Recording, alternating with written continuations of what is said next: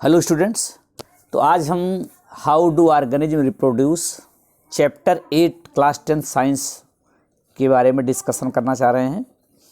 और बहुत दिन बाद ये हो पाया है। संयोग ऐसा है कि ना उतना समय मिल पा रहा है और ना ये बोर्ड पर अच्छा तो नहीं लग रहा है, लेकिन अभी चलिए, something is better than nothing. जहाँ कुछ नहीं हो पा रहा है तो चूँकि हम चाहते हैं कि एक लोग कहे भी थे, स्टूडेंट की बताए कि सर इसका बना दीजिए रिप्रोडक्शन का, ए सेक्सुअल रिप्रोडक्शन का, तो डायरेक्ट हम रिप्रोडक्शन पर से एक सेक्सुअल और सेक्सुअल की बात नहीं कर पाएंगे क्योंकि वीडियो आप देख भी नहीं पाते हैं, आपका धैर्य भी उतना नहीं रहता है। तो चूँकि जानना सब चीज़ें ज़रूरी है, तो आज शुरुआत में जो कुछ चीज़ें ज़रूरी है पहले उसकी चर्चा करते हैं। तो चलिए सीधे हम आते हैं पॉइंट पर। How do organism reproduce chapter है। वैसे नाम चाहे जो भी लिखा गया हो, लेकिन इसमें सही सही आपको जानना है reproduction. How do organism reproduce means organism में ये रिप्रोड्यूस कैसे करते हैं, पहले इसको समझना है। वो एसेक्सुअल और सेक्सुअल दो मीन्स में अलग से जानेंगे, डिटेल में जानेंगे, लेकिन सबसे पहले इस वर्ड को समझ लेना है। हाउ डू ऑर्गेनिज्म रिप्रोड्यूस कैसे करते हैं। तो रिप्रोड्यूस कैसे करते हैं, कैसे तो बाद में जानना है, पहले रिप्रोड्यूस करना क्या है। रिप्रोड्यूस करने का मतलब रिप्रोडक्शन से है। और अगर वर्ड रिप्रोडक्शन पर ध्यान दें तो इसमें दो वर्ड है। एक तो वर्ड हो गया री और प्लस प्रोडक्शन। री प्लस प्रोडक्शन है। री means again, production means process of formation.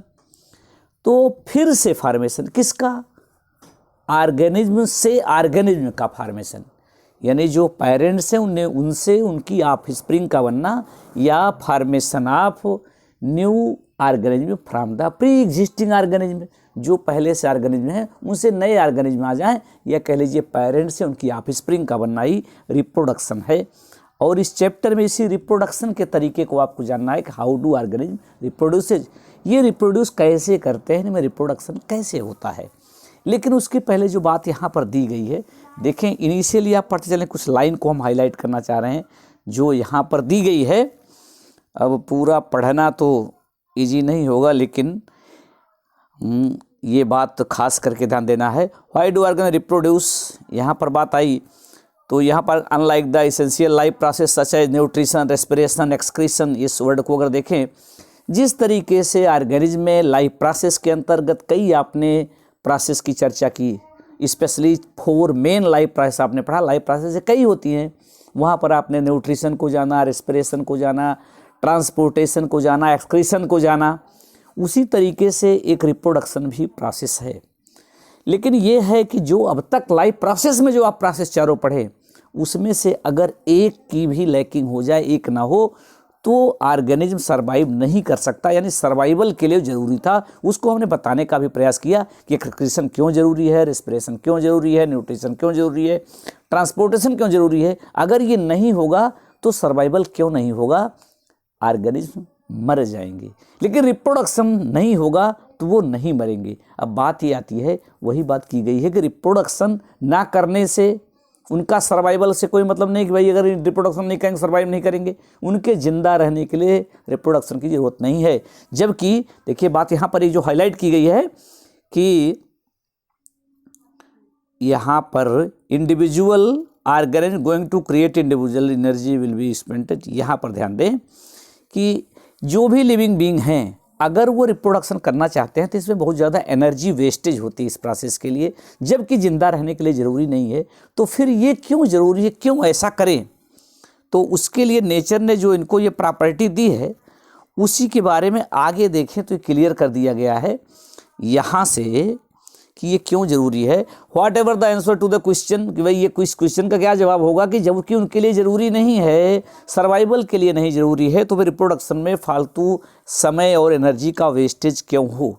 लेकिन यहाँ पर सबसे गौर करने वाली जो बात है कि अगर ये रिप्रोडक्शन नहीं होगा, तो जैसे हम आज इंडेंजर्ड स्पीसीज़ की चर्चा करते हैं कि कुछ जो है स्पीसीज़ ख़त्म होने वाली है, ख़त्म होने वाली का मतलब उनका इतना नंबर कम हो गया है, जो उसके वेरियस काजेज हैं कि इन्वायरमेंटल सिचुएशन उनके लायक नहीं रह गई, या क्लाइमेटिक कंडीशन चेंज आई, जो चेंज आ रहा है उस चेंज में वो अडाप्ट नहीं कर पा रहे हैं।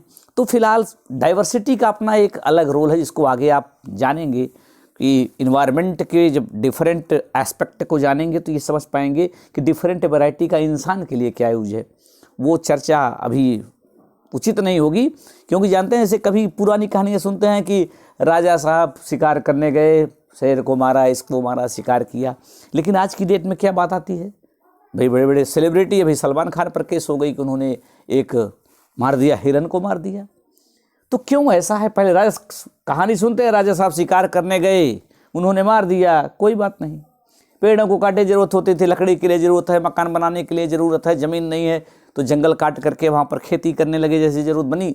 लेकिन बाद में ये पता लगा, चूँकि इतना पॉपुलेशन नहीं थी और इनकी इतनी कमी भी नहीं थी, तो इसलिए नहीं लगा। लेकिन बाद में साइंस भी यहाँ नहीं पहुँची थी, बाद में पता लगा नहीं, इसका कहीं ना कहीं से रोल है।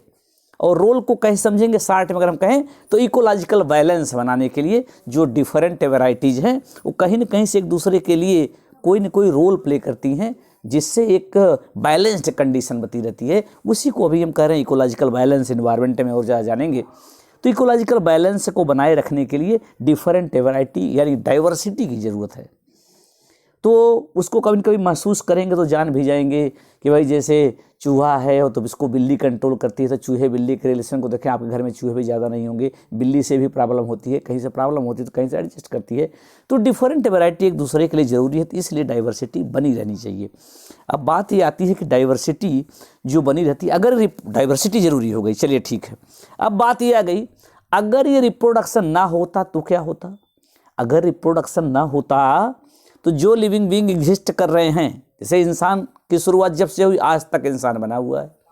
आज तक इंसान बना हुआ है, कैसे बना हुआ है भाई? अगर अलग अलग धर्मों के अकॉर्डिंग देखें, कहानियों जब साइंस नहीं तब भी कहते थे कि कोई स्त्री पुरुष आए, पछड़े में नहीं जाते हैं जो भी है।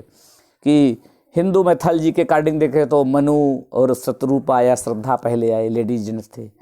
अकॉर्डिंग टू इस्लाम अगर देखें तो आदम और हव्वा आए। बाइबल के अकॉर्डिंग जो क्रिश्चियन मानते हैं एडम और ईव फर्स्ट पर्सन थे।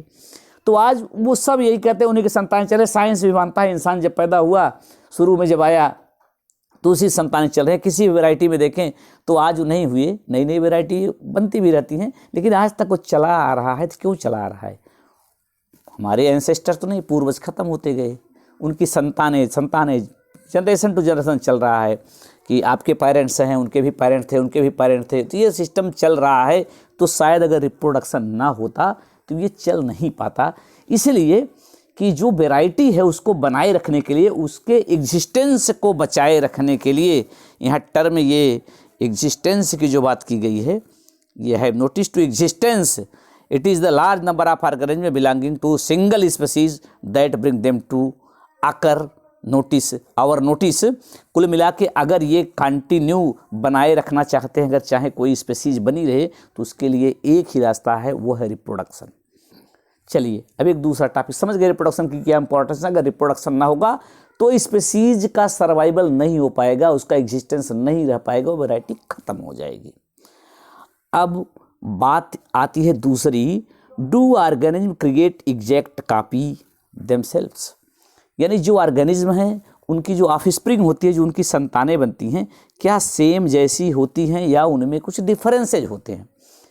और डिफरेंसेज होते हैं तो क्यों होते हैं, और डिफरेंस नहीं होते हैं तो क्यों नहीं होते हैं? जैसे हम जानते हैं इंसान की संतान इंसान होती है, ये अलग बात है। दुनिया के जितने भी इंसान हैं सब एक टाइप के नहीं हैं, उनमें कुछ न कुछ डिफरेंसेज जरूर है। फिर भी इतनी सिमिलरिटी तो है जिसके नाते हम कहते हैं वो भी इंसान है। दुनिया की पॉपुलेशन इतनी ज़्यादा है, इसके बाद भी दो व्यक्ति एक जैसे नहीं हैं, पर्सन टू पर्सन वेरिएशन है। इसके बाद हम एक स्पीसीज का मानते हैं, इंसान क्यों कह लेते हैं? क्योंकि उनमें बहुत ज़्यादा सिमिलरिटी है। हाँ, सिमिलरिटी के साथ साथ कुछ ना कुछ डिफरेंस है, इसलिए हम पहचान लेते हैं कि भाई हमारे हैं, वो उनके हैं, उनके घर के हैं, देखने को लग जाता है जैसे चाइनीज़ है, अमेरिकन है। क्यों कह लेते हैं? क्योंकि उनमें कुछ डिफरेंस भी है। विद्यालय से आप जाते हैं, भीड़ से निकल करके माँ बाप को पहचान लेते हैं, माँ बाप आपको पहचान लेते हैं, हज़ारों करोड़ों बच्चों में क्यों पहचान लेते हैं? क्योंकि आप जैसा कोई दूसरा नहीं है, आपके पेरेंट्स जैसा कोई दूसरा नहीं है। लेकिन सिमिलरिटी हम क्या कहना चाह रहे हैं? सबको इंसान क्यों कह रहे हैं? उसमें कुछ सिमिलरिटी है, मेन करेक्टर है, वो स्पीसीज का करेक्टर है।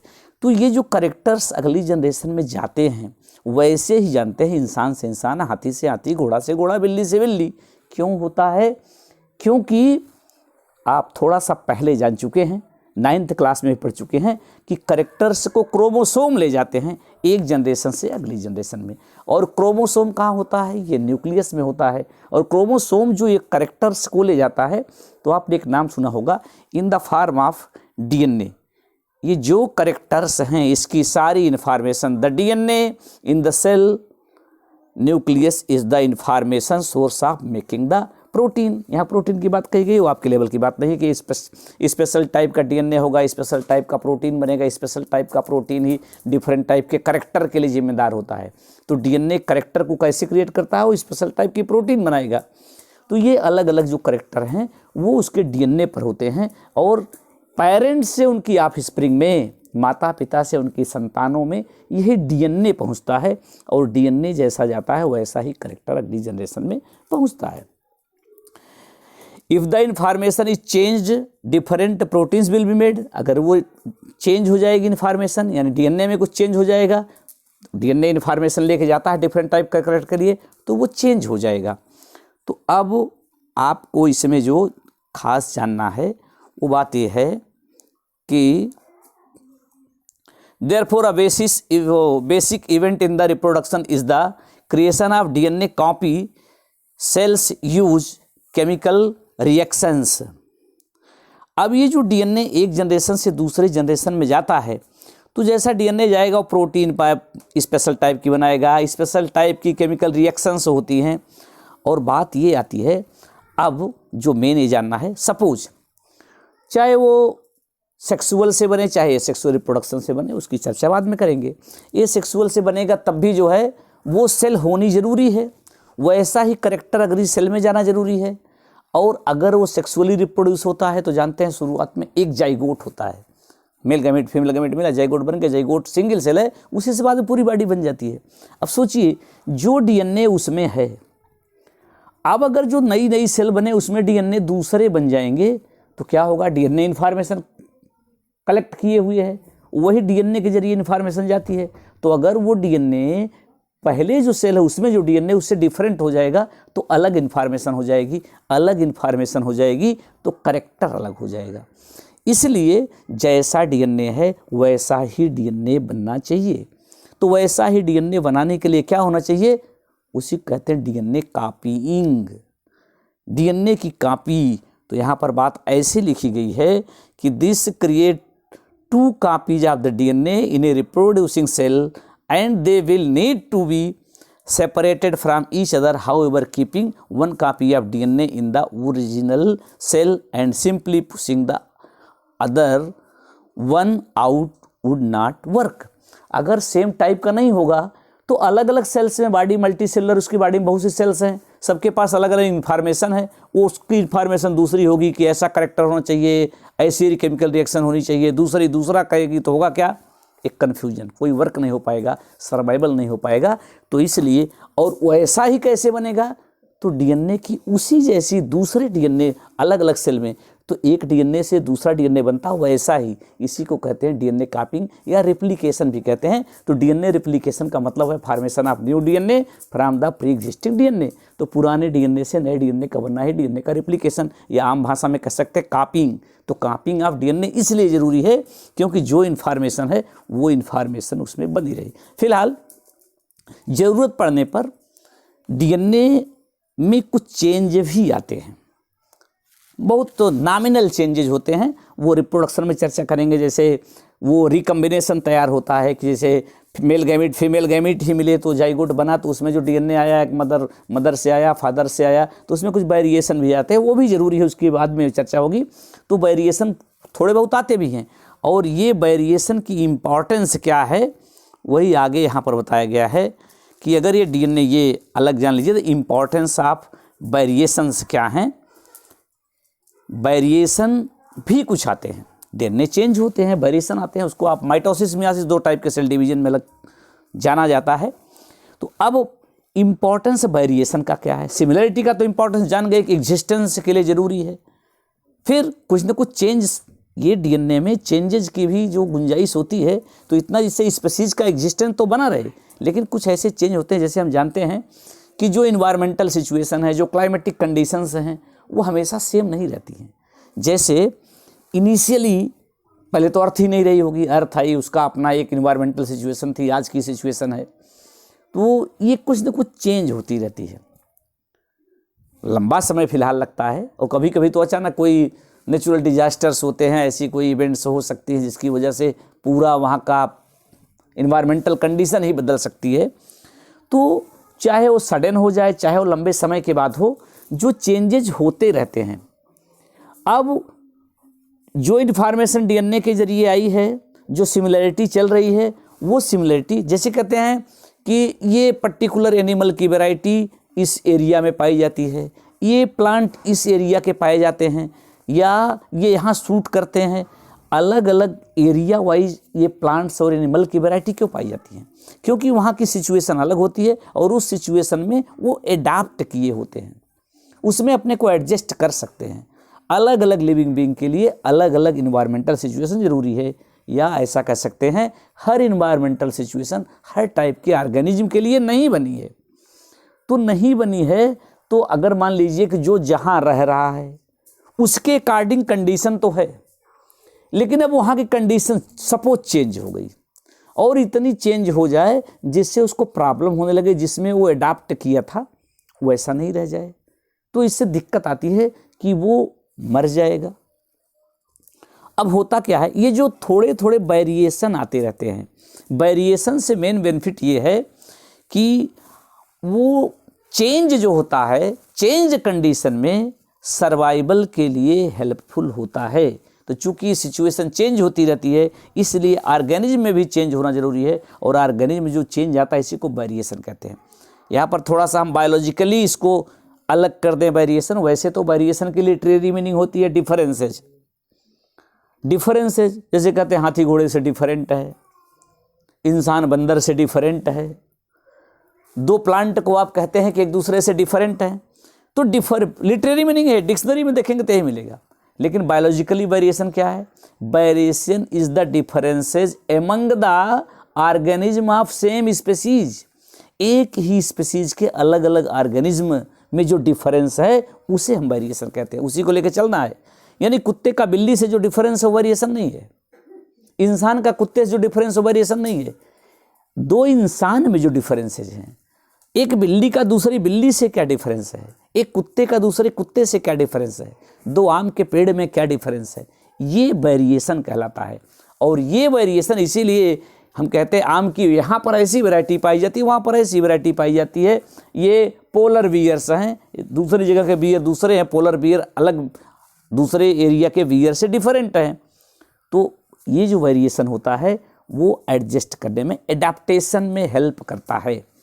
तो इस तरीके से अभी हम रिप्रोडक्शन चैप्टर की बात कर रहे थे, लेकिन अभी तक हम कहाँ पर रह गए कि रिप्रोडक्शन की क्या इंपॉर्टेंस है, रिप्रोडक्शन क्या है, वेरिएशन के आने ना आने से क्या फ़ायदा और नुकसान है।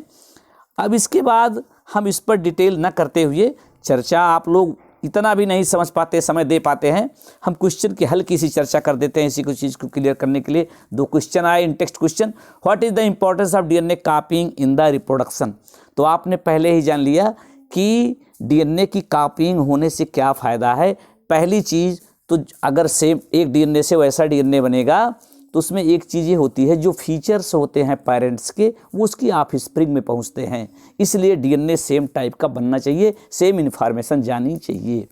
दूसरी चीज़ अभी हमने बताया कि सेल डिवीज़न जब होती है तो एक सेल से दूसरी सेल बन गई, जो नई सेल बन गई तो उसमें भी डीएनए, पहले वाली सेल में डीएनए था और नई जो बनेगी उसमें भी डीएनए होना चाहिए।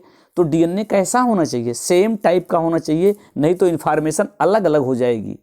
तो इसलिए सेल डिवीज़न में भी इसका रोल है। तो पहले डीएनए की क्वांटिटी डबल की जाए जिससे दोनों सेल में वो 50-50 हो जाए। और तीसरी चीज़ ये है कि हमने कहा थोड़ा सा इसमें वेरिएशन भी आता है। और ये वेरिएशन क्यों ज़रूरी होता है? क्योंकि वेरिएशन जो होता है वो लॉन्ग लाइफ या इन्वायरमेंटल सिचुएशन चेंज कर होने पर भी एडाप्टेशन में हेल्प करता है। तो वेरिएशन जो होता है स्पीसीज के ड्यूरेबिलिटी के लिए, लंबे समय तक बने रहने के लिए ज़रूरी होता है। इसी तरीके से दूसरा क्वेश्चन है, why is variation beneficial to the species but not necessary for the individual. तो अब ये बेनिफिशियल स्पीसीज के लिए ज़रूरी तो नहीं है, लेकिन नेसेसरी है इंडिविजुअल के लिए नहीं, बल्कि स्पीसीज के लिए। जैसे आपने कहा चेंज आया, हो सकता है कोई पर्टिकुलर स्पीसीज उसके मेंबर मर सकते हैं, सर्वाइव ना कर सकें, लेकिन ये होगा जो चेंज आएगा वो आगे अडाप्टेशन करेगा, अडाप्टेशन में हेल्प करेगा, तो वो स्पीसीज वो बनी रहेगी। इंडिविजुअल तो नहीं रहेगा हमेशा के लिए, लेकिन जो इंडिविजुअल से चेंजेज आता है उससे अगली जनरेशन उसकी सर्वाइव कर सकती है। तो इंडिविजुअल रहे न रहे, और रहेगा भी नहीं, उसका एक लाइफ स्पान, एक समय के बाद मर जाना है, बाद में उसकी संतानें ही रहती हैं, तो संतानें इस कदर चेंज होती रहती हैं, उनमें वेरिएशन आता रहता है, जिससे वो चेंज कंडीशन में भी सर्वाइव कर सके। थैंक्स। तो ये अभी तक हम मेन मुद्दे पर नहीं आए, अब ये दो टाइप इसके अलग अलग चर्चा करते हैं। ए सेक्सुअल की अगली बार, फिर सेक्सुअल की चर्चा फिर दूसरे पार्ट में। तो चलिए, धन्यवाद।